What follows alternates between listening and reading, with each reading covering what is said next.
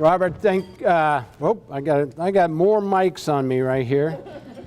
Thank you, Robert. I appreciate that. You're exactly right. We sat around election night, and the state of Ohio, a switch of about 6,000 votes. They figure the Nixon pardon cost Dad from 5 to 15% of the vote. When he ran against Jimmy Carter, he lost by about less than 1%. So it had a huge impact. But if Dad were here today, he would tell you that he would do the exact same thing he did back then, and that it was the right thing at the time to pardon Nixon. And I'll get into that a little bit later. Pleasure to be here. Honored to be here. I got asked in the hallway, and it wouldn't matter if Chelsea Clinton was here or the Bush girls. If you're the son or daughter of a former president, we all get asked the same question, okay? How often do you get back to the White House? And there's this misconception that once you live in the White House, they give you this magical key, right? That you just get to go back there anytime you want. But that's not the case, not the case.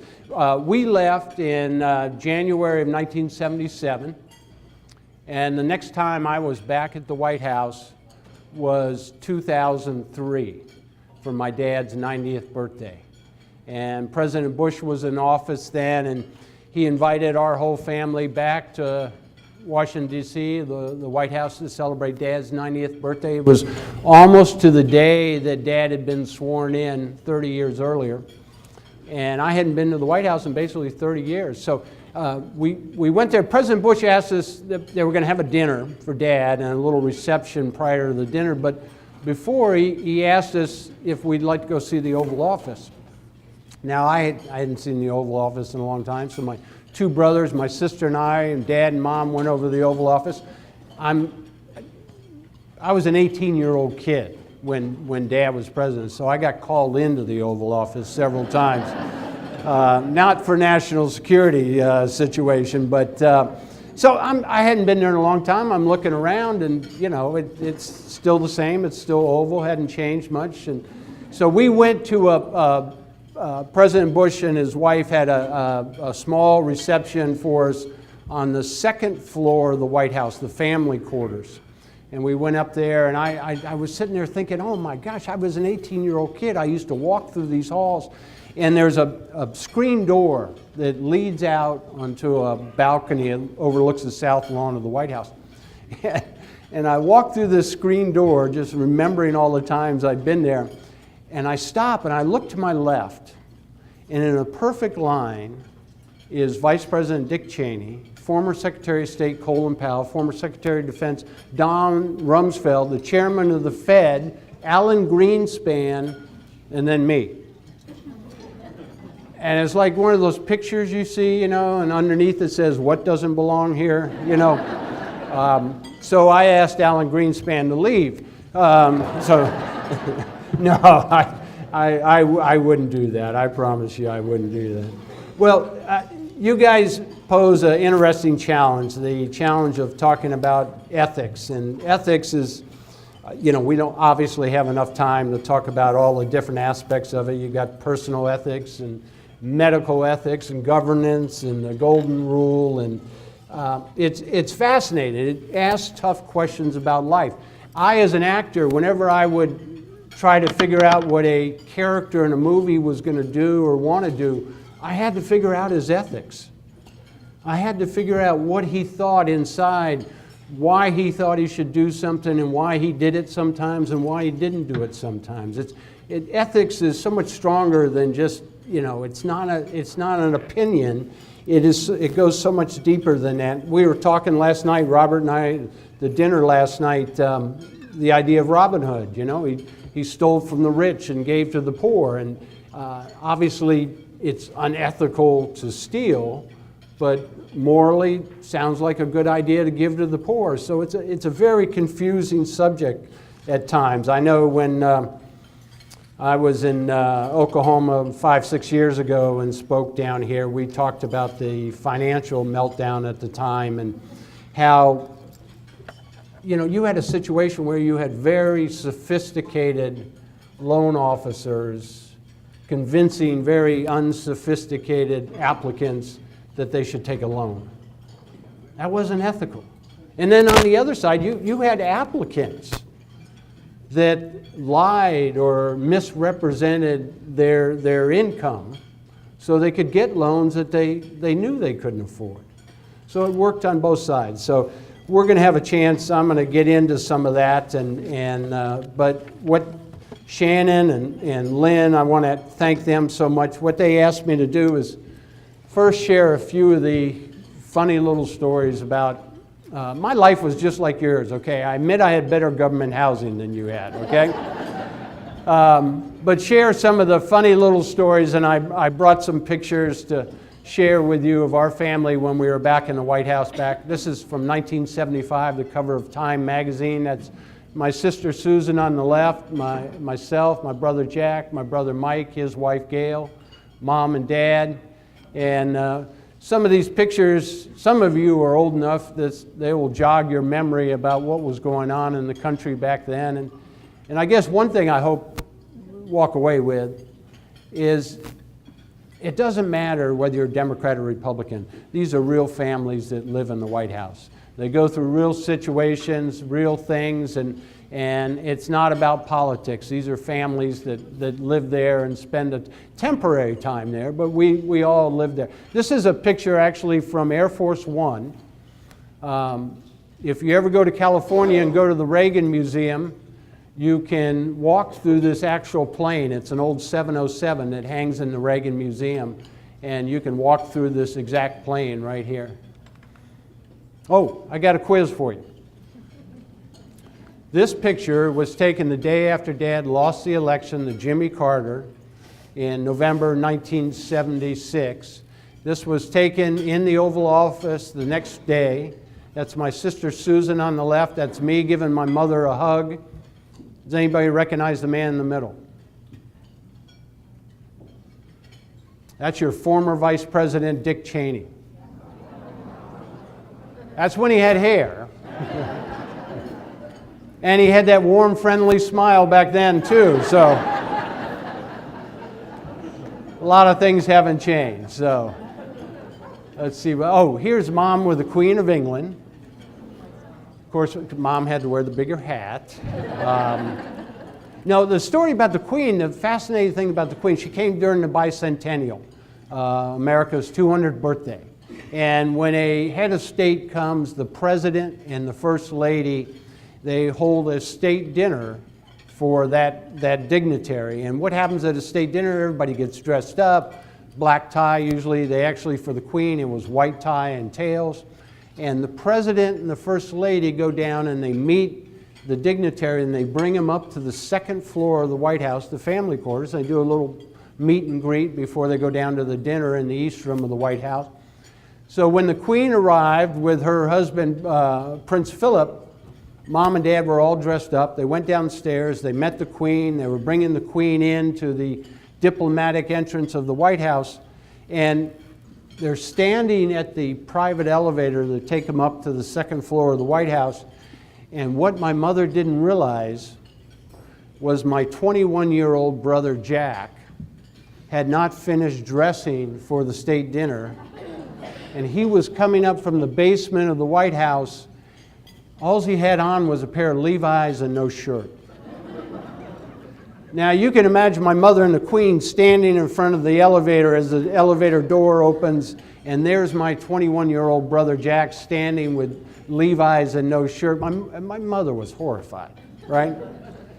Thank God the Queen had a sense of humor. She looks at my mother and she goes, "Don't worry, Betty, I have one of those at home too."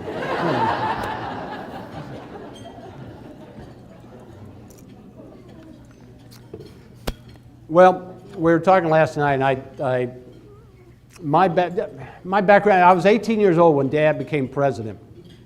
And as Travis and Robert talked about, all of a sudden I got 10 Secret Service agents, right? And trust me, at 18 years old, that is not the group you're hoping to hang out with, okay? So I was supposed to go to Duke University. I was 2 weeks away from starting my freshman year at Duke University. I was supposed to start college, And here I walked into my dad's office, and I told my dad, I said, Dad, I'm not ready to go to school right now. This whole thing with the Secret Service, the vision of me trying to move into the freshman dorm at Duke University with 10 guys with machine guns and radios just doesn't work. So I said, I want to take a year off, and I'll go back to school next year. And he says, okay, what are you going to do? And I said, Dad, I've always had this vision, this dream, to go out west, be a cowboy. He's like, what? A cowboy? What? A cowboy? I mean, that was like one notch above starting a band in the garage, right? Well, thank God I had parents that allowed us kids to kind of find our own way. So I did not go to Duke University. I took my 10 Secret Service agents and headed west. And it was just like, what was the movie Billy Crystal did? Yes, City Slickers, right? Here's a picture of me and my 10 Secret Service agents.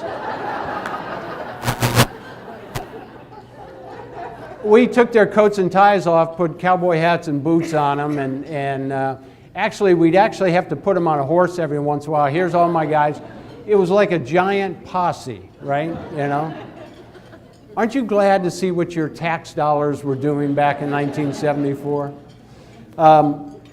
Well, I cowboyed and rodeoed professionally for a while. This is a picture of me team roping. I'm the guy on the right. I wasn't any good. I was going to starve to death the way I rodeoed, but had a great time, a lot of good stories, met a lot of solid, great people.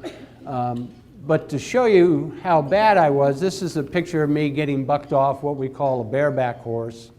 And I didn't bring this picture to show you how bad I was. I brought this picture to show you the guy on the fence up there with the sunglasses on. That's my Secret Service agent. Now, I got to be honest with you, I was always under the impression they were there to protect me, right? So if my life was in great danger, they were going to leap into action.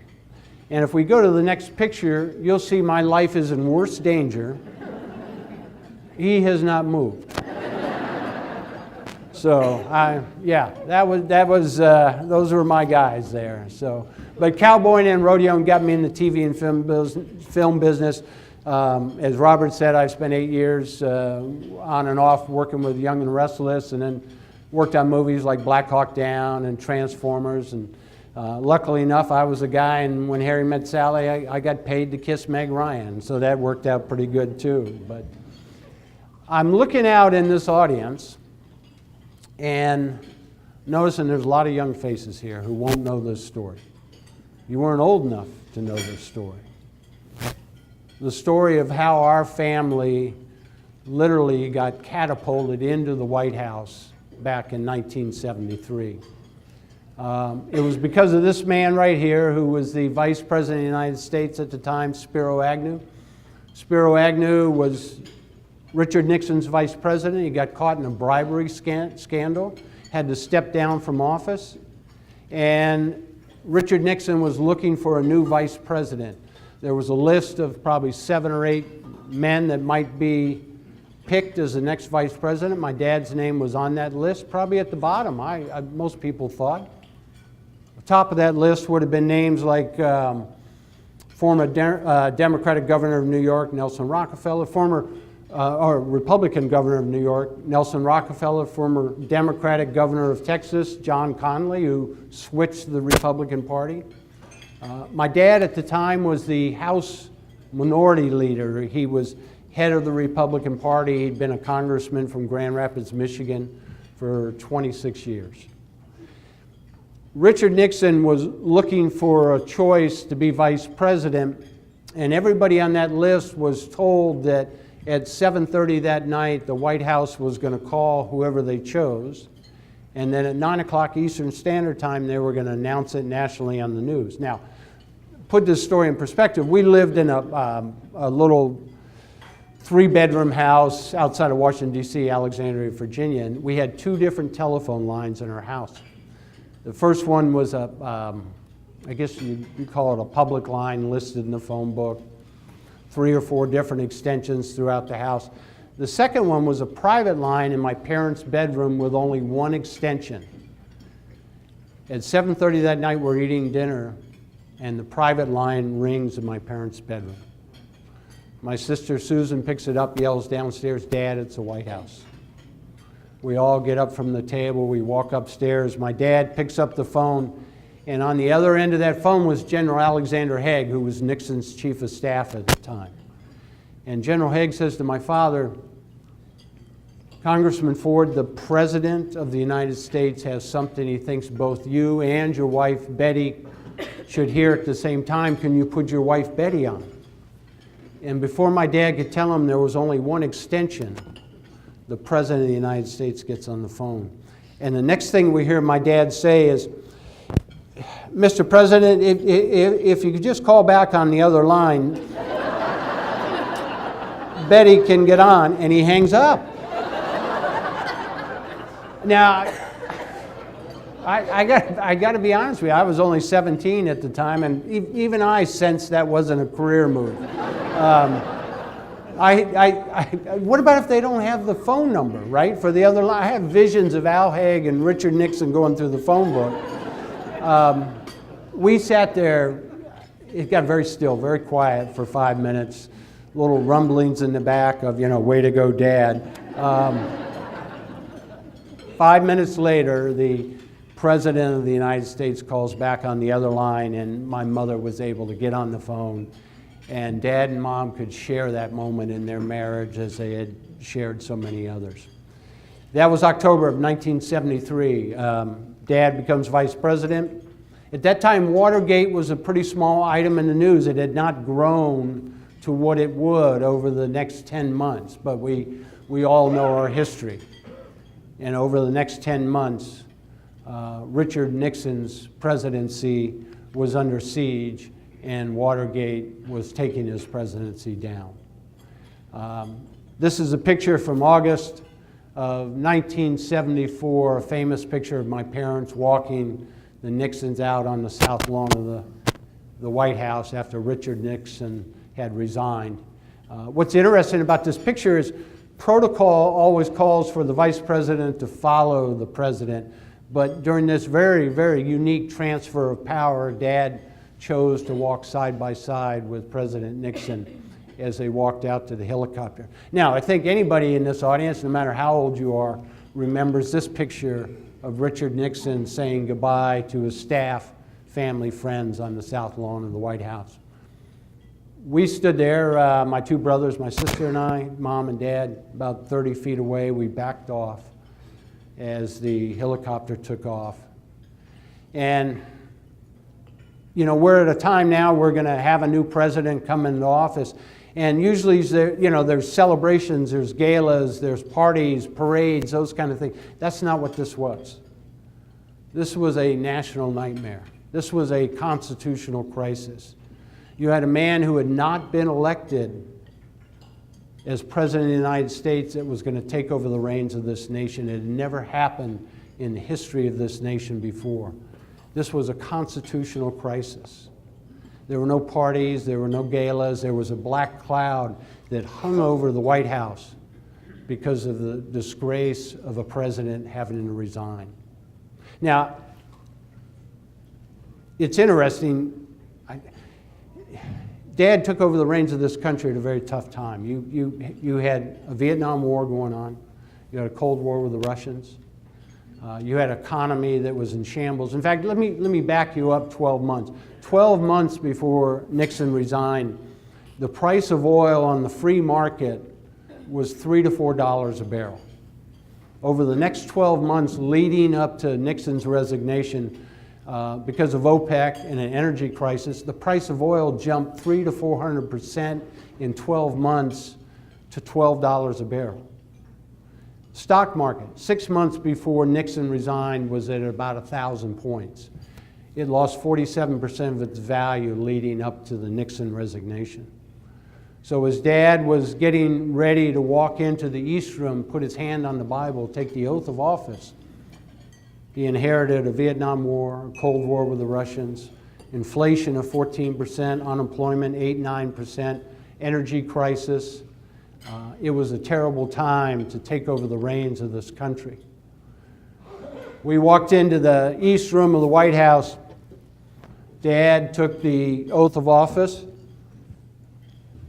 Mom held the Bible there. This is a picture of all the children standing there watching Dad take the oath of office. This was our first family portrait after Dad became president. Nixon had cleared off his desk, and we walked in there. Dad laid the Bible down, and that was our first family portrait. Now think about it. 10 months earlier, my dad was a congressman from Grand Rapids, Michigan. He was going to retire. My mother was so glad she was going to be out of politics, so happy, and all of a sudden Dad gets nominated to be vice president. My mother was so upset, and I'll never forget my dad putting his arm around my mother going, "Betty, don't worry, vice presidents don't do anything." Didn't really work out that way. So this was our first family portrait, and now you would think, right, after your dad becomes president of the United States, you get to move in the White House, right? No. Nixon left so quickly, so unexpectedly, he resigned, that they weren't able to pack up all their belongings. And so even though Pat Nixon and Richard Nixon left for California, they left their daughter and son-in-law, David Eisenhower, at the White House to pack up all their belongings. It took 7 days. So that night, after that picture right there and the swearing in, we didn't get to move in the White House. We had to go back to our little house in Alexandria, Virginia. And this is a picture of our first family meal around the dinner table. Now, you ladies are going to appreciate this, right? I will never forget my mother standing over the stove that night cooking, right? Going, "Jerry, something's wrong here. You just became president of the United States and I'm still cooking."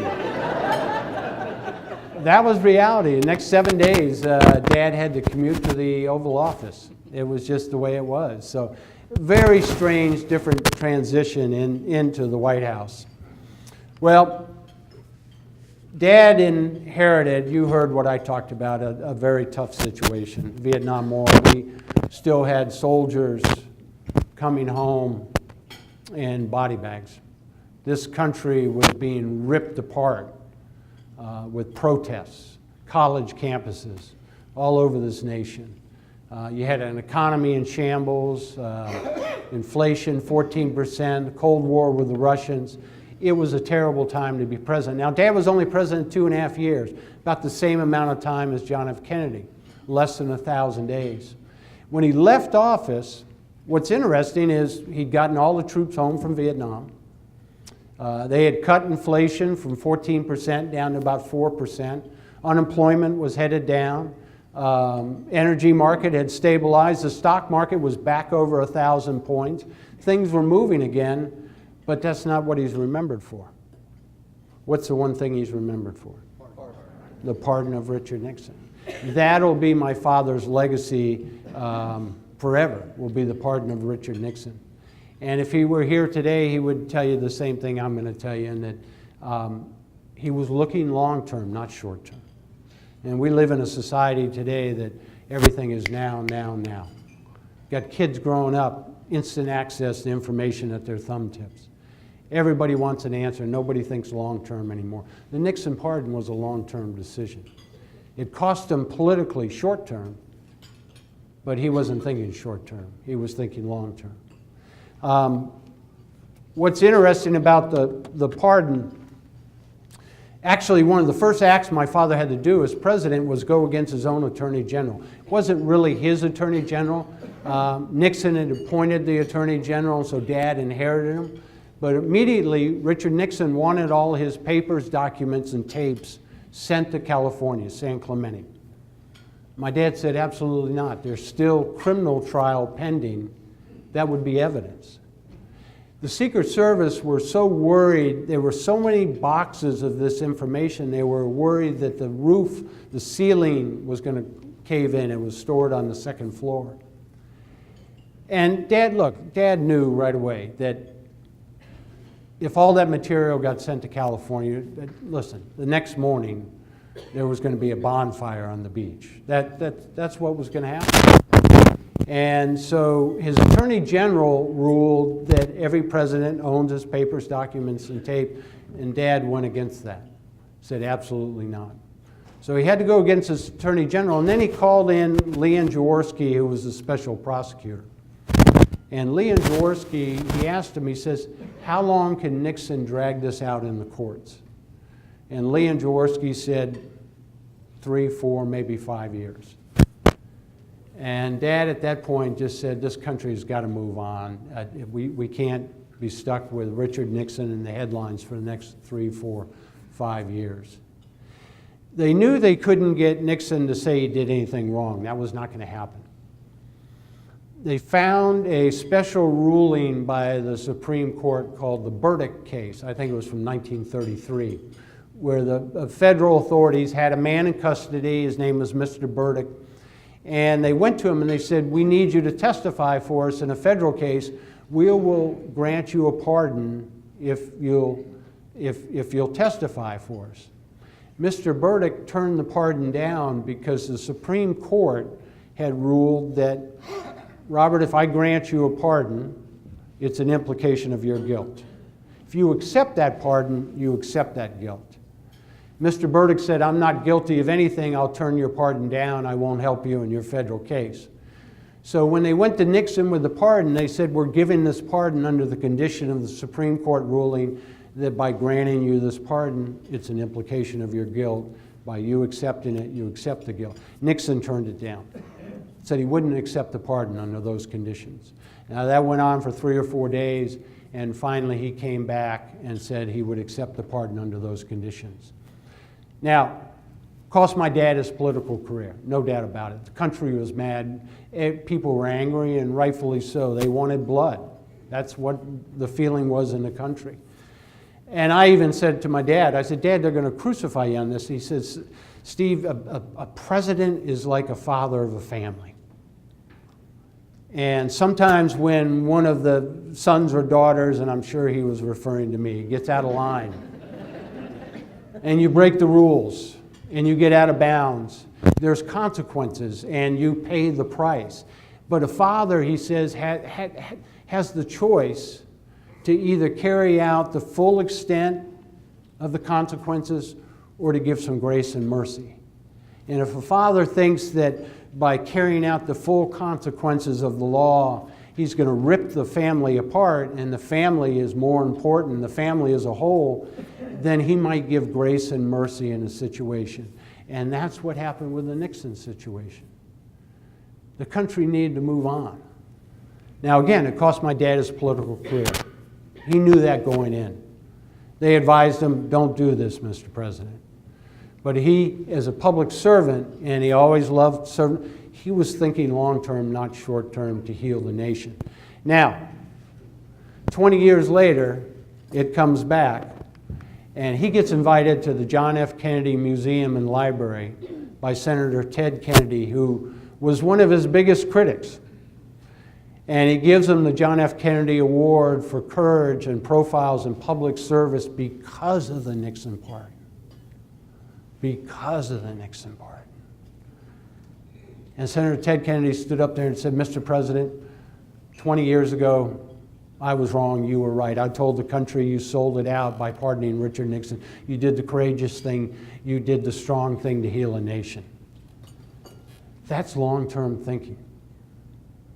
That's being willing to sacrifice your own career because you can see beyond. The country was mad, understandably. But you've got to move on and go in a situation like this for long-term thinking. You look at the current political situation, we talked about it at dinner last night. It's so toxic. It is so toxic. My father wouldn't understand what's going on today.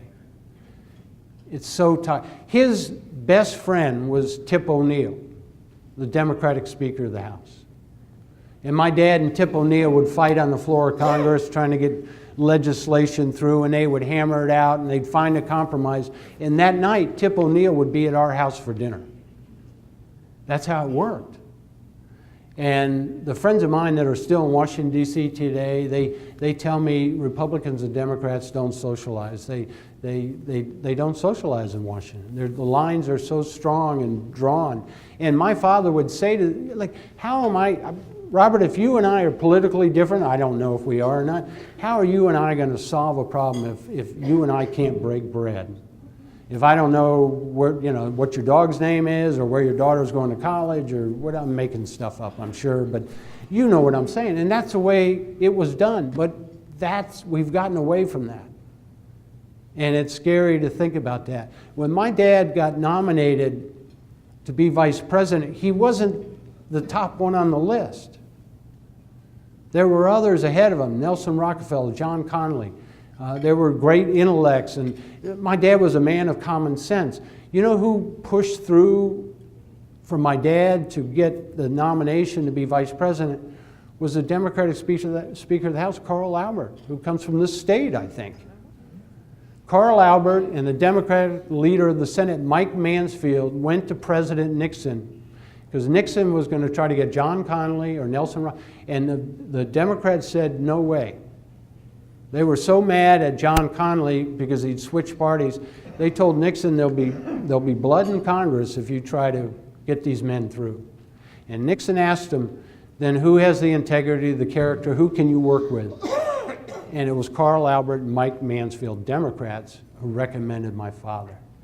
Because they said, Jerry Ford has that character, has that integrity, can work on both sides of the aisle and find compromises.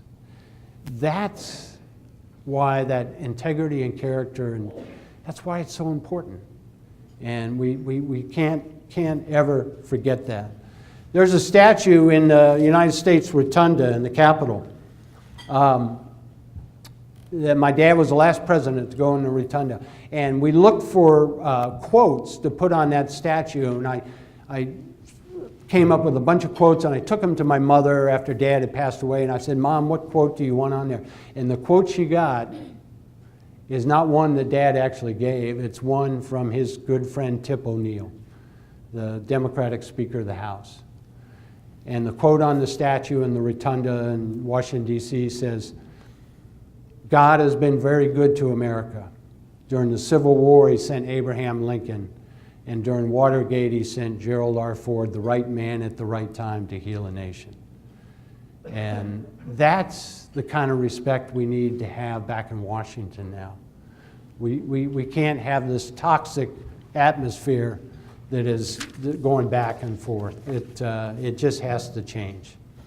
Well, I want to get to a little more serious topic too, but I brought a couple slides that give you a little behind the scenes look at the White House and life in the White House. And these are pictures, that you're not going to see elsewhere. This was at a state dinner in Japan, and they have a custom there that if you sit at the head table, you have to pass this wooden reed from one guest to the next. But the trick is you can only hold it with your upper lip and your nose. But I want to show you what he was willing to do for the American people. He did not think that was on his job description, okay? Now, again, to prove to you that our life is just like yours, this is a picture of his dog, Liberty, who sat at his feet in the Oval Office all the time. Liberty was their dog, Dad's dog in particular. And one night, the dog slept in their bedroom, right? And so one night, dog gets up, just like your house, has to do its business, right? Wakes Dad up, 2 a.m., Dad puts on his slippers and bathrobe, takes the dog down the family elevator to the first floor. He takes the dog out the back door of the diplomatic entrance, 2 a.m., let the dog do its business, right? And he's out there and the dog does its business, comes back, and Dad puts the leash back on him and turns around to go back in the White House, right? The door's locked. The Secret Service don't even know he's out there. And at 2 a.m., you have the President of the United States standing at the door trying to knock to get back in. So I'm sure that happens at your house too. So this next slide is for all the men in the room, okay, guys? Guys, this is going to prove to you our life was just like yours, okay? This will show you who truly ran the White House.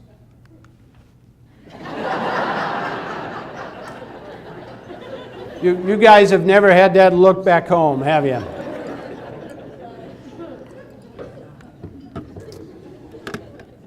Well, I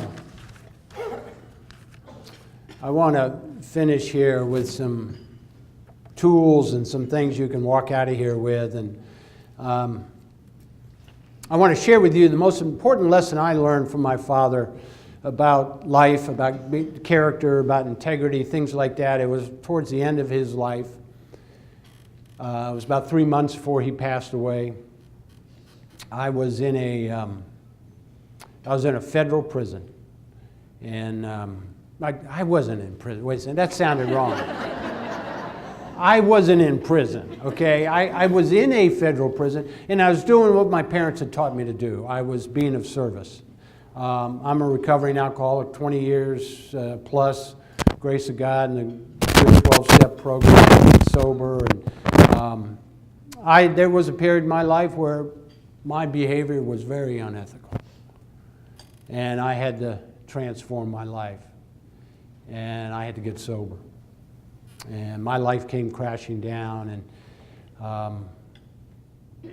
I was doing things and being places I shouldn't have been. And I remember going to my mother and telling her, "Mom, I think I'm an alcoholic." And at that point, she was she was just like every mother in the world. She, "Oh, my son can't be an alcoholic. Oh my gosh!" I said, "Mom, stop!" I said, "You can't be in denial. You're like Betty Ford, you know." You're the poster child for this thing. But at that moment, she was like a mother, just like everybody else. And so when I got sober 23 years ago, it's funny, people think I went to the Betty Ford Center, right? You know, like we have a family wing or something, you know. I got the family discount rate. I didn't. I got sober through AA. But part of getting sober was taking stock of my life and changing behavior. And I had to call off a wedding, and I disappointed a lot of people. So I know what unethical behavior is about. But back to the story. 3 months before Dad passes away, I'm in a prison in Texas speaking to 200 men about changing their lives, about transformation, about making sure when they get out of prison they stay off alcohol and drugs, and they go home and they don't become absentee fathers and those kind of things. We're trying to invest in these men's life. It's a good program. And I'm sitting there and I'm speaking, and one of the things I tell, you know, when I speak at juvenile detention facilities or prisons or places like that, it's, you know, pop culture, society, there's a message that's going out, and it's going to a lot of people. It's movies, it's songs, it's music, it's pop culture. And we were talking last night, and I wrote down some notes last night that particularly when I go speak to young men in a juvenile detention facility, even high school, middle school, young men are confusing maleness with being a man. They are confusing maleness with being a man. And maleness has to do with strength and domination and conquering and territorial things like that. But they're just traits. And I tell these young men, I say, you haven't done anything to earn it. That's just a trait you get for being a male. You haven't done anything. But being a man is much different. Being a man is taking those traits and using them for the service of others, to protect others. In our society, it's gotten very confusing. These young men don't understand that difference. And when maleness operates untempered, without character, without integrity, without moral values, without ethical thinking, when it operates untempered, it visits damage on other people. And this idea of being a man is something that needs to be learned, and it's a right to be earned, and it's so important. And I feel sad sometimes for young men, and particularly in this society. They're missing it. They're missing it, and I challenge everyone in this room to never let that slip by and remind these young men. But so I'm in the prison. I'm telling my story, the grace of God in my life, 12-step program. We do a question and answer thing afterwards. Young man stands up, says, tell us a great story about your father's career, his accomplishments, what he did, be vice president, president, all that. And I say to him, young man, you don't know this, and you wouldn't. I said, my dad is very ill, very sick right now. He's probably not going to live much longer, maybe 3 months, 6 months. And I told him, I said, I know soon I will be at a state funeral for my father, where they honor him in Washington, D.C., and there'll be trumpets and cannons going off and flags flying, and they'll be honoring my father. And at that moment, when they are honoring him and I'm on the Capitol steps, his greatest value to me at that moment will not be what he did to deal with the Russians on a SALT agreement, or what he did dealing with the Chinese, or what he did dealing with our allies. His greatest value to me at that moment is going to be what he did to lead our family. That's going to be his greatest value to me at that moment. How he showed us how to be a great husband. How he showed us how to be a great father. And that young man stood back up and he said, well, if you won't tell us the story about his career, his accomplishments, tell us the story about his character, who he was as a man, the fabric of who he was. And I want to share with you the exact story that I shared with those 200 men in that prison in Texas. And it's a story about when my father played football at the University of Michigan. We went back about 20 years ago. University of Michigan retired his jersey. And we went on the field, and here's a picture of Dad getting his jersey retired. And thankfully, we beat Michigan State that day, and it was a good game, and life was good. But I haven't seen my father cry much, but that day, standing in Ann Arbor, 110,000 people in the stands, he had tears coming down his eyes. Here's a picture of Dad when he played football at the University of Michigan. President Lyndon Johnson used to say, that dang Jerry Ford played too much football without a football helmet, and they were still good friends. It's amazing how that respect was still there.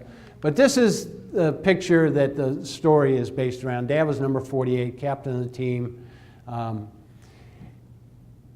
We were walking off the field after they retired Dad's jersey, and I was headed back to the stands, and a man pulled me aside and said, I want to tell you a story about your father's life when he played football here at the University of Michigan. He says, your dad in 1932 and 33 played on 2 national championship teams, undefeated, 10-0, both years, national champions. 1934, your dad was captain of the team. Michigan was supposed to play a team, Georgia Tech. Back in 1934, Georgia Tech at that time was an all-white school. Michigan had one black player on its team, number 61, Willis Ward, up in the left-hand corner of that picture. The man who was telling me the story said, your dad and Willis Ward were best of friends. Georgia Tech found out Willis Ward was on the team, and Georgia Tech said they would not play the game, they would not take the field if Willis Ward suited up for that game. Now, this was common. This was not when the southern schools came and played the northern schools would bench their black players as the old Jim Crow laws. This was happening on hundreds of college campuses. But he said, your father was so incensed. He thought that was such an injustice that his good friend Willis Ward couldn't play. In fact, your father and Willis Ward roomed together when the team traveled. Your father said he was going to quit the University of Michigan football team to make a stand for his good friend Willis Ward. Now, Willis heard about this, and he went to my father and he says, Jerry, you can't quit the team. I'll sit down. I won't play the game. You need to play the game. Convinced my father to go back on the team. Now remember, Michigan had come off 2 undefeated seasons, 10-0, 1932 and 33. In 1934, when this story happened, Michigan's record was 1-8. They won 1 game and lost 8. But the only team they beat was Georgia Tech, 9-2. Now, I'd never heard that story. My father didn't wear that on his sleeve. I'd never heard that story. And that man looked at me and said, "Son, do you know what character is?" I had tears running down my face. I couldn't talk. He said, "Character is what you do when nobody's watching," and nobody was watching your father's life as a young 20-year-old kid willing to make a stand for his friend Willis Ward. Now, it was 1962, I think, before the ACC, the University of Maryland, had a black player 30 years later. I walked off that field thinking, my gosh, I don't have any Willis Ward stories in my life, and I've got to think about that. What kind of stories someday of my character, my integrity, are my kids going to ask me about? So it's something worth thinking about. I challenge you to think about that. I want to leave you with a tool that I think represents great character and leadership. And this is a book that my dad wrote us kids. He took out an ordinary yellow legal pad, picked 20 subjects that he thought were important to a young man or a young woman growing up in this country today. Subjects like what is character, what is integrity, making and keeping friends, learning how to compromise. And he hand wrote a one-page or less essay on each of those subjects. Bound it, put it in a book. This is a copy. I have the real one at home. Bound it, put it in a book, and presented it to us kids. And I have a copy of one of them that I'll put up here for you. This is one he wrote on learning how to lose. And you can see from,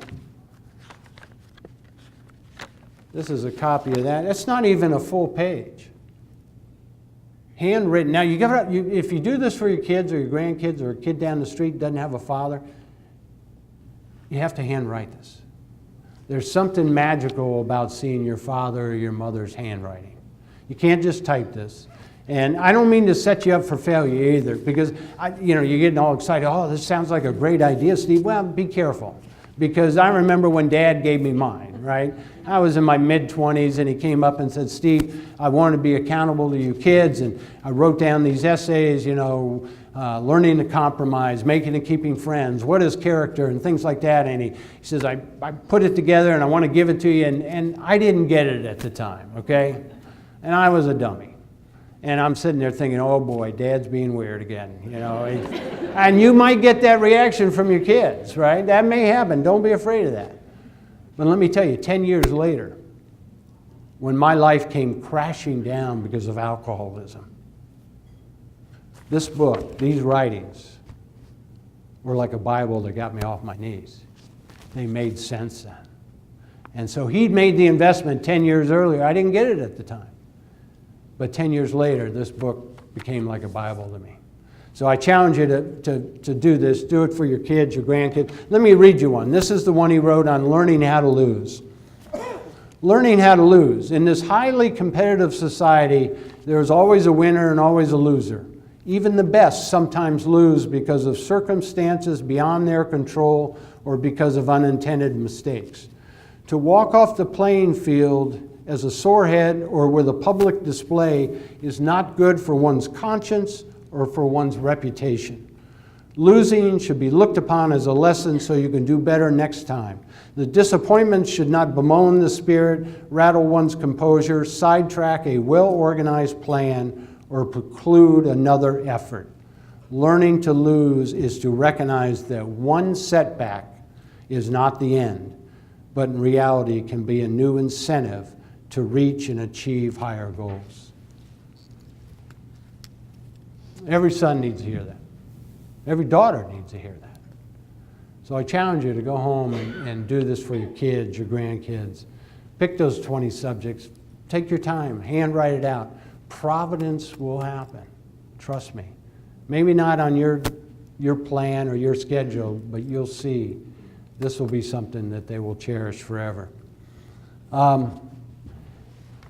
Last night we talked I said I'd leave a little time at the end so we could do 5 minutes of question and answers. And I can't thank you enough. You guys have been a great audience. I want to close with one thought, and we talked about it last night at dinner. I was with my dad, and Billy Graham spoke at his museum and library. And I was in the green room there, sitting there. And I'll never forget what I heard Billy Graham say when he was talking to my father. And he said, Mr. President, he says, the greatest challenges of this new century is not going to be science, it's not going to be technology, it's not going to be medicine. It's going to be taming the spirit, taming the heart, figuring out a way to help these young people delay personal gratification. That's going to be our biggest challenge. And that's what's in front of us right now. Thank you all very much. God bless you.